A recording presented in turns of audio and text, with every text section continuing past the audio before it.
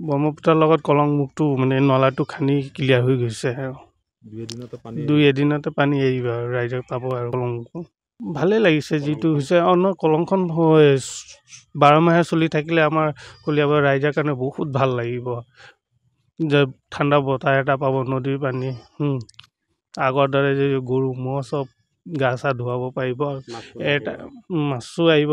এটা কথা কি ৰাইজৰ কাৰণে যে কলংটো চাফা কৰি থ'ব লাগিব সেইটো ৰাইজৰো কাম চৰকাৰৰ লগতে ৰাইজৰো কাম ৰাইজে যিটো ভাল কৰিব সেইটোহে ভাল হ'ব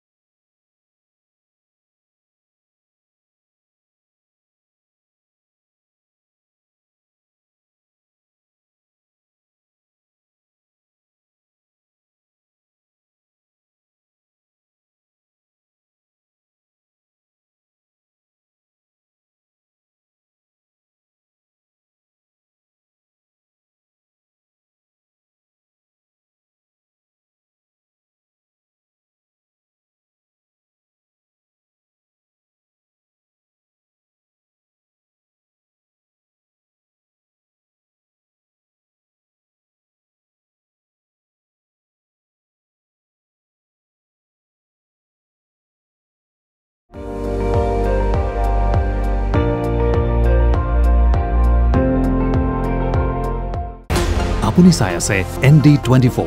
সৰ্বশ্ৰেষ্ঠ নহয় সৰ্বোত্তমৰ দৌৰ